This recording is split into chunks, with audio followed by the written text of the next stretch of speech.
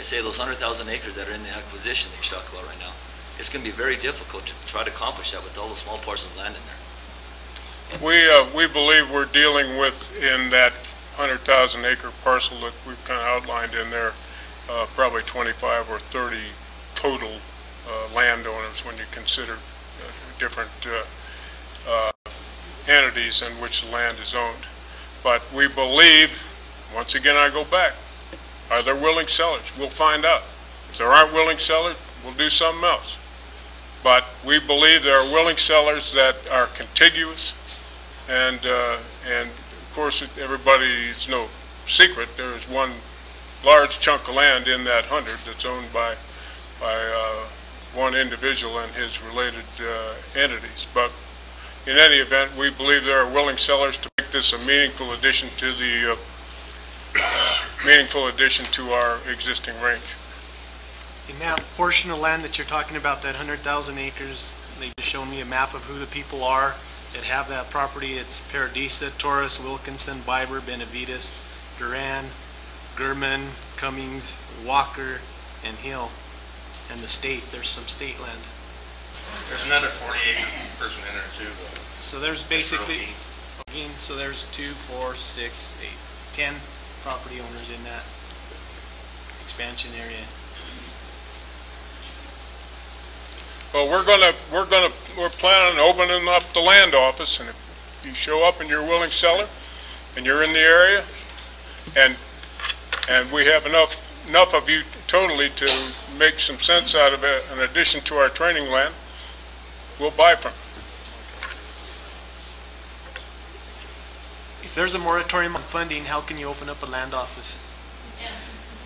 We cannot buy land while the moratorium is in existence. But you can we are not going to buy land. We have no money in our budget to buy land. We can take letters of interest in selling between now and that time.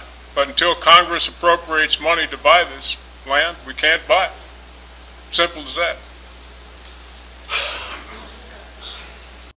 If our community's telling us the truth, it looks like there won't be an expansion if there's no willing sellers, so I guess there's really not a lot to worry about if there's no willing sellers, is what you're telling us. That's right. Is there any other alternatives or any other plans to expand anywhere else if you're not able to buy the land? In the Pinon Canyon area, no. No. Somewhere else throughout the country? Is there a plan B if this doesn't we have opportunities to purchase land at Fort Polk in Louisiana, which we will pursue next. But we've noticed PILT has kind of been a joke already. It's been gradually downslide. We hardly receive any PILT dollars once that land's taken off the tax rolls. But it also now starts affecting our school districts, ambulance districts, and fire districts every time land is taken off our tax rolls. So that's something you need to be aware of when you go back and let them know. I am aware of that. Bill and I have discussed the dwindling PILT, which I've seen, at least in our figures, fall down to, I think the number was 180,000 or so, which is, of course, from about 600,000. Absolutely. We, the Defense Department, do not run that program, but we certainly can have some influence on it. And I know the congressional interest has been piqued by this, so we're going to find out what's going on. It's a very complicated program, as you know, and had to deal with it. But